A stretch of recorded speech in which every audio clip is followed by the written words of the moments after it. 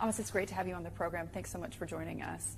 I just want to take a moment to have you walk us through where you see the energy markets today, because a lot's been happening over the last few days. Well, first, Hadley, it's great to actually be with you in person here in Dubai. So it's great to be back in the region and to be back with you. Look, a lot has happened. We saw over the last couple of months a pretty significant rise in oil prices, both Brent and WTI in the United States, rising all the way up, peaking at $86 or so. And I think that for the United States, we wanted to make sure people understood in the markets that this has, if it continues that way, it was going to have an impact on the U.S. economy and on other consumers' economies. And as a result, we had a dialogue with our friends in OPEC. We communicated both privately and publicly. The President of the United States made clear publicly what his views were, that these prices were too high in the context that we were living in.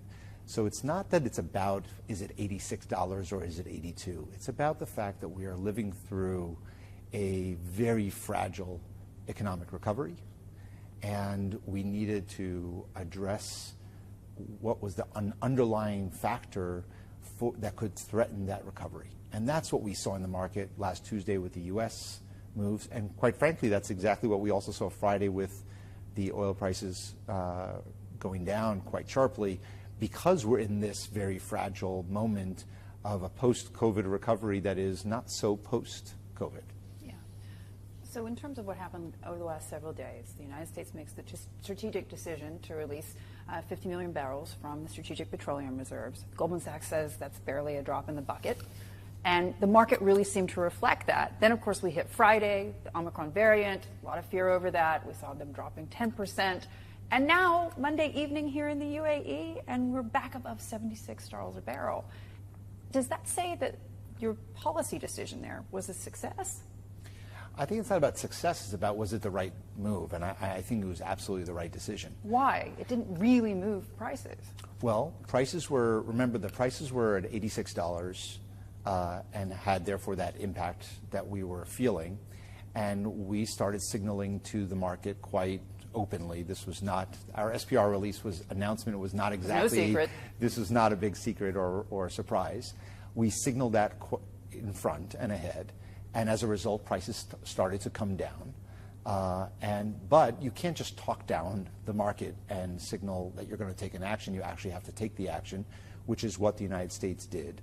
And it was a very significant one. One of the reasons it was so significant was not just the volume of the 50 million barrels, but the fact that we did it in conjunction with other partners in Asia who have similar exposure to the oil markets.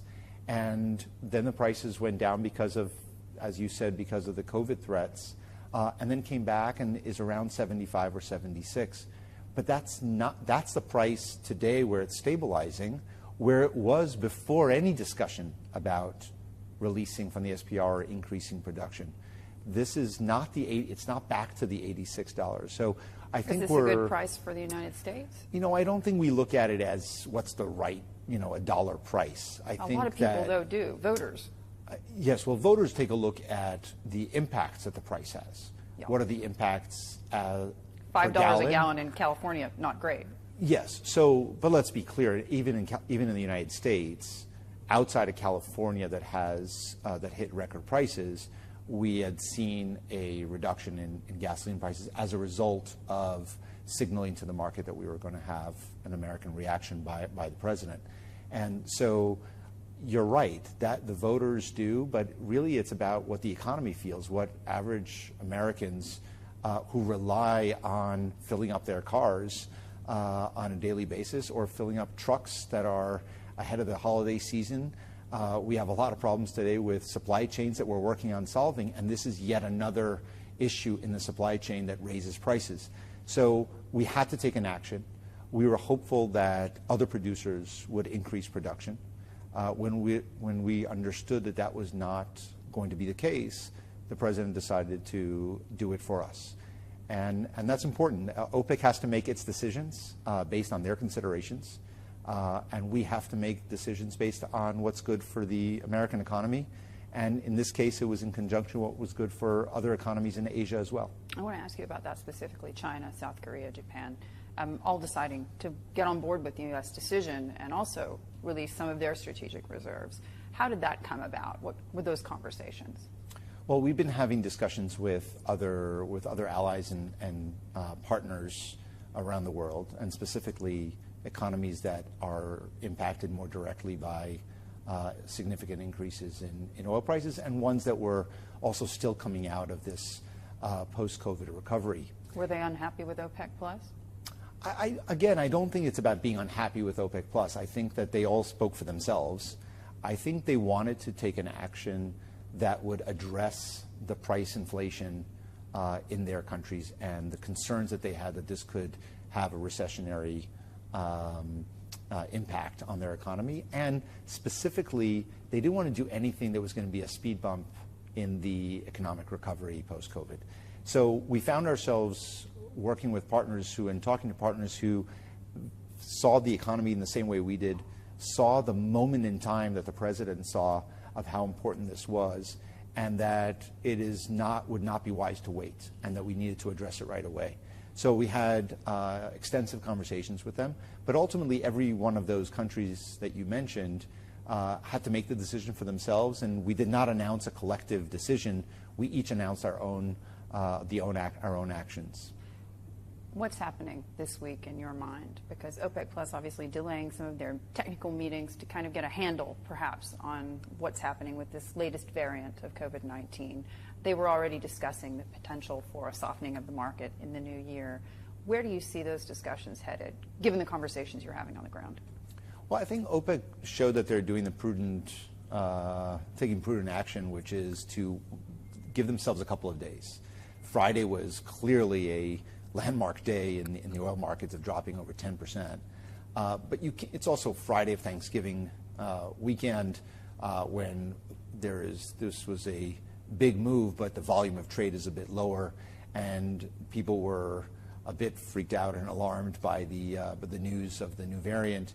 And now it's time to take a look Monday, give it a couple of days of trading, see how the market settles, and then they can make the right decision. The Saudi minister says he's not concerned with the Omicron variant, at least not yet. Is the U.S. government concerned? Well, I think that the president took some significant steps yesterday to block travel from certain countries. I think we're all following. I'm not an expert on this variant or on COVID. I'll leave that to other experts. But clearly, we're concerned that another variant is there, which is why I think people here in the region and the United States, want to see a higher level of vaccination, not only in the United States, in Europe, and in Asia or Middle East, but across the whole world. But in terms of the price, that could potentially... Well, we have to see. We don't. There's so much we don't know yet. We don't know if how this will impact those who are vaccinated. Will this lead to? We're seeing some closures, but we don't know if it's going to lead to long-term closures and if it's going to expand. So really, we're in the first couple of days of this, and we have to see the impact on the market. There is nobody who actually knows what the impact on the market. I think it's clear that we're not out of the woods. So if we're planning for the future, we know two things for certain.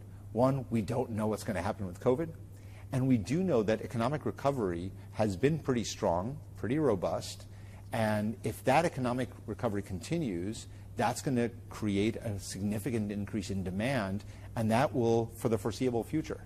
So as we talk about an energy transition, and we're readying ourselves for a world where perhaps we're not reliant on oil prices anymore, and we don't have to sit here talking about every move in oil prices affecting our economy, the reality is that we're still in that world.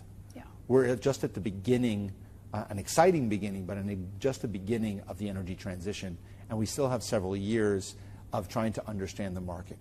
And that's why there are three things that I would say are true. One, we know that the climate crisis is very real. Two, we know we have to accelerate the energy transition. And three, we also know that we have to manage the transition. And that means that the United States and our partners around the world, including OPEC, need to carefully manage the transition so that we don't have energy shocks, price shocks that lead to economic shocks. They've done a pretty good job so far, though, wouldn't you say? I think by and large, they have addressed the markets and tried to see it one step ahead. I think that's not always easy to do. And sometimes we're going to see the market a little bit differently, and we'll have to take actions differently than OPEC. But that's okay. Our responsibility is to the American family, and theirs is different. This morning, Alexander Novak, former energy minister, now deputy prime minister of Russia, said that he sees no need for urgent action in the oil markets, and that Russia, at least, is not asking for a renegotiation of the deal, not just yet. When you look at what's going to happen over the next couple of days, and within the context of the conversations that you're having, not just in the UAE, but you're headed to Saudi Arabia, I know, tomorrow to speak with His Royal Highness, really the swing producer of OPEC, the big daddy, if you will. Do you anticipate that you'll be able to sway them one way or another to the president's way of thinking on this? Well, because you haven't been successful yet. Look, what arguments will you use to persuade them? Well, I'll have to keep those for His Royal Highness. But I don't think I'm there to sway anyone to our point of view. I think we're going to compare notes on where we think the market is.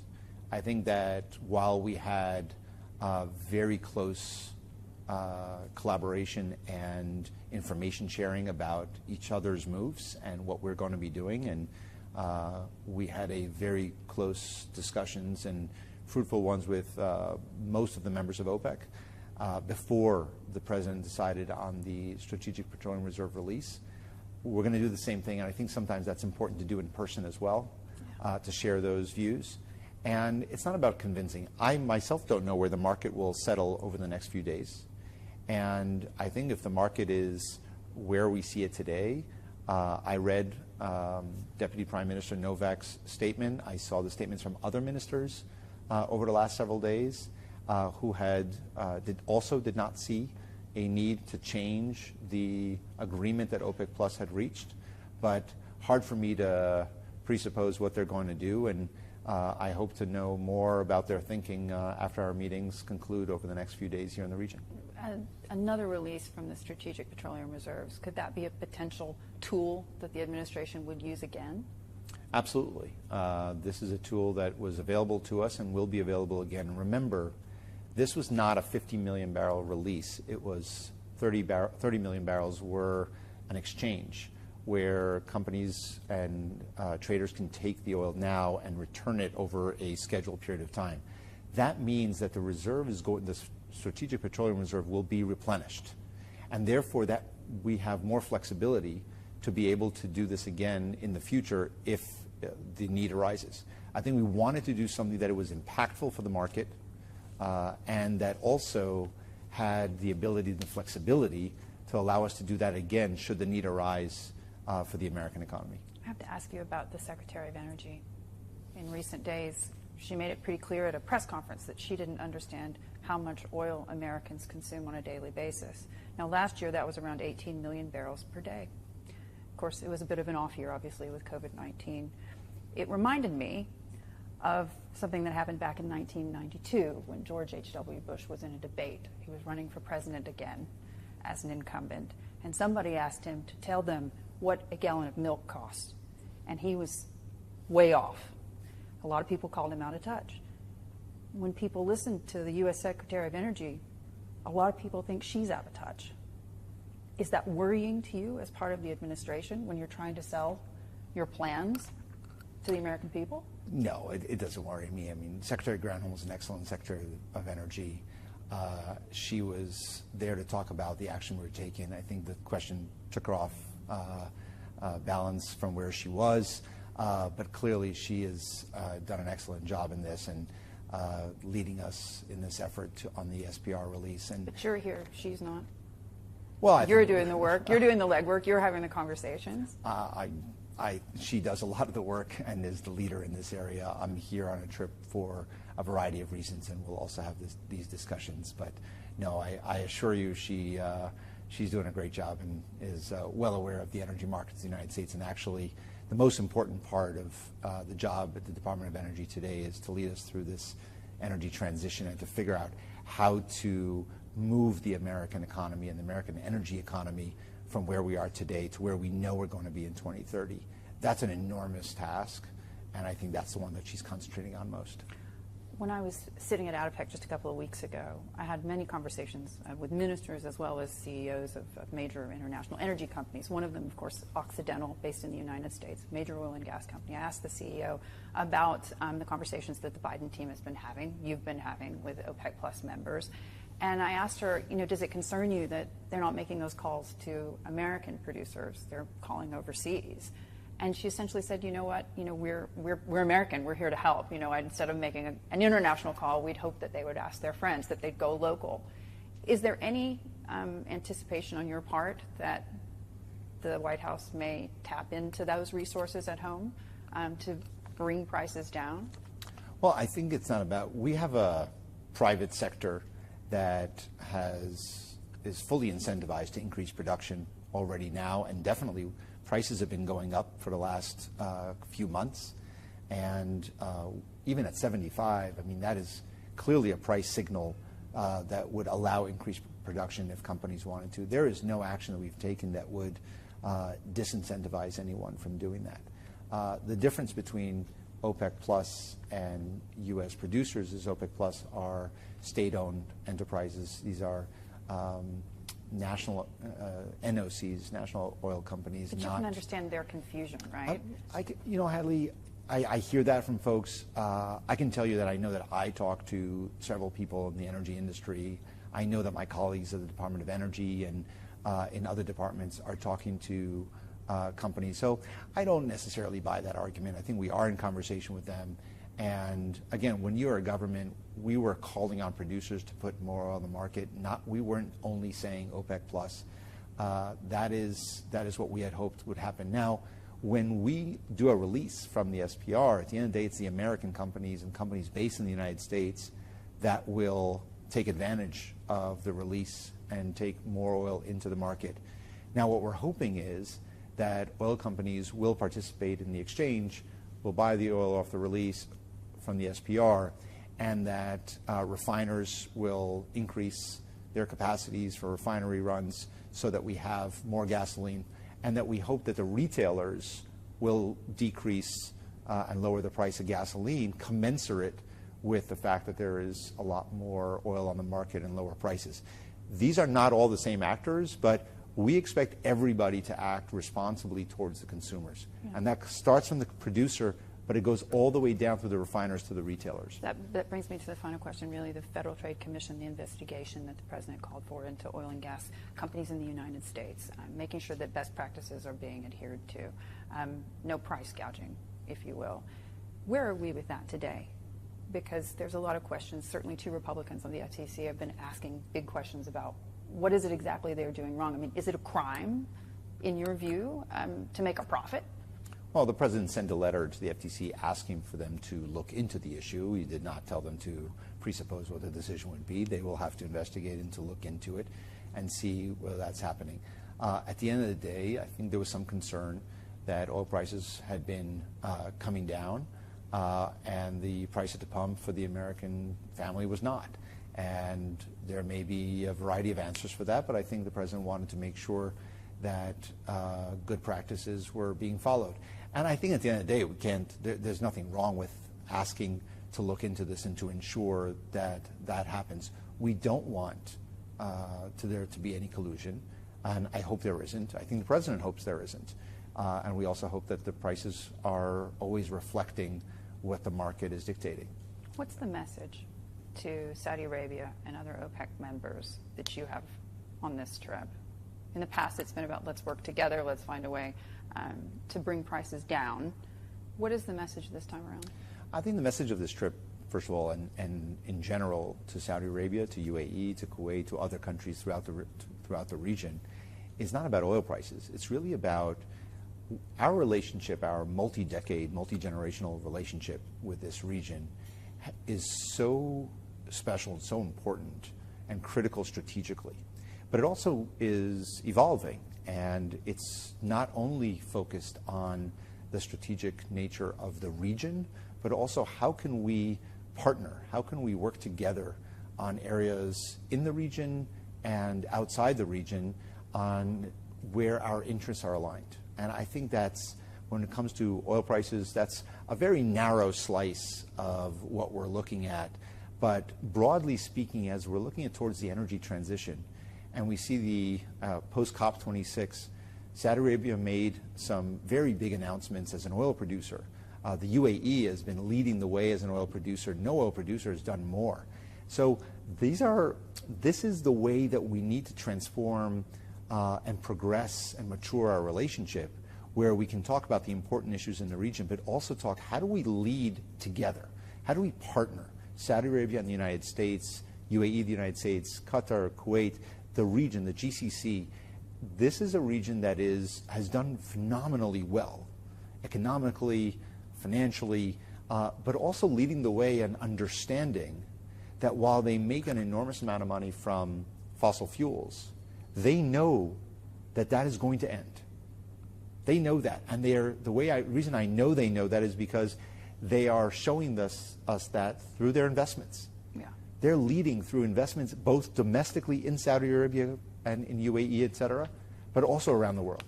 We have that agenda as well. We want to partner with them on a variety of issues, and that's the message here.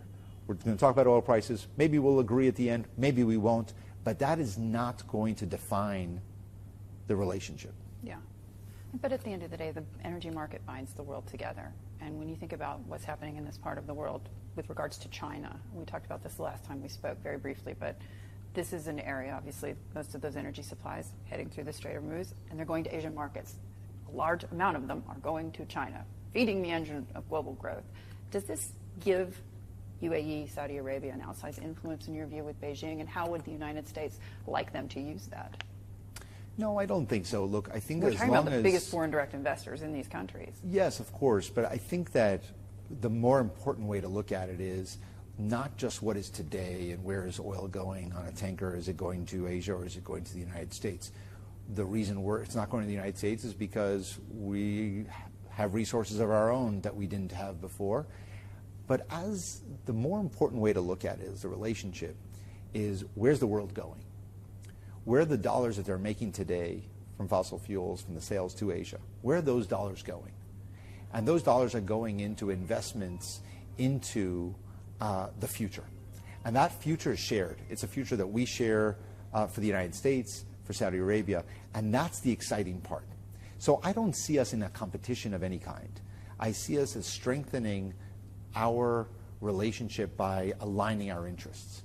And those interests I think we have a much more of an aligned interest with this region, both regionally as well as around the world. And look at just some of the announcements that were made just recently. Just to interrupt you, but does that mean we'll see F-35s on their way to the UAE? Oh, that's I'm the energy guy. But I think it's all intertwined. It is intertwined. And look, being the energy guy, I see everything through an energy prism. And as you said, at the end of the day, we can't work on economic development anywhere around the world without there being energy. The work we're doing in Lebanon that you and I have talked about many times is about, first, you got to have electricity. And you have to have sustainable power, and you have to have it affordable, and you have to know that it's always going to be there. So the kinds of work, I mean, look at the announcement that was made with when Secretary Kerry was here just last week, together with Dr. Sultan Al-Jaber, viewing the signing between Israel, Jordan, and the UAE for power and water. These are the kinds of exciting things that I think energy and the energy transition can provide.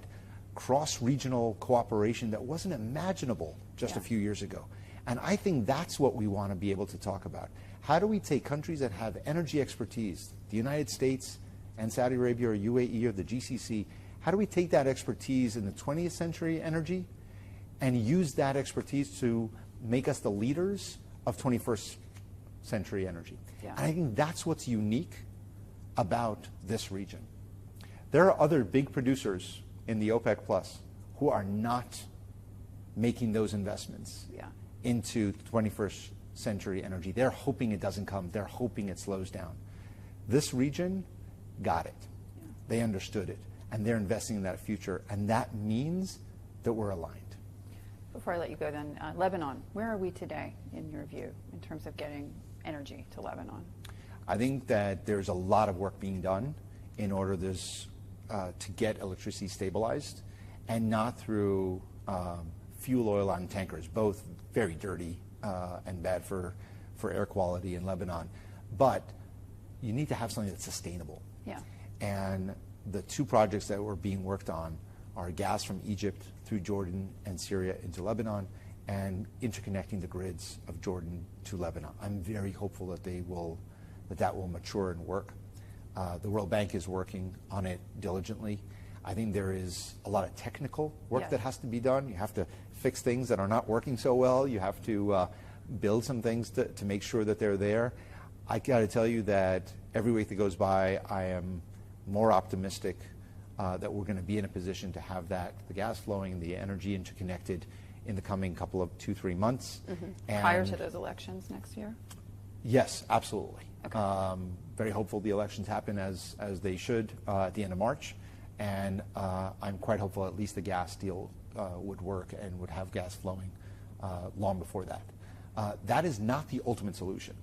That is even those two projects just give you several hours of power a day. Yeah. We need to get to 24/7 with redundancy in order to allow, I think I've said this to you before, I see the lights in Lebanon as a metaphor. There are so many people worried about the fate of Lebanon. The blackouts, the rolling blackouts that come unexpectedly, that is literally the light at the end of the tunnel flickering. We need to listen to that flickering light and make sure it doesn't go out. Because if that light goes out, that's hope. You cannot fix the economy, and therefore you cannot fix the politics. And this notion that Lebanon always teeters but never falls, that's not necessarily true. We need to be vigilant, and we need to do everything we can. I can tell you that I myself... that's what you're telling the president. Absolutely. We're at the end of the tunnel. We need to do this now. Yeah. And that's my message at home in the United States, and that's my message at the World Bank, and that's my message in Lebanon. None of the other money that donors and others are going to come with is going to work or be at all useful if I don't have energy. If the farmer doesn't have the fuel for getting their produce to the market, or the electricity to pump water, or the small business to hire someone because they don't know if the electricity is going to be on, if their computer is going to be on. Yeah. So that is something that we, the United States, are very committed to, and I will spend as much time as I need to and work as hard as I need to make sure it happens. So the gas will be flowing, in your view, before the elections in March? Absolutely. Amos, it's great to have you on the program. Thank you. Thank you, Hadley.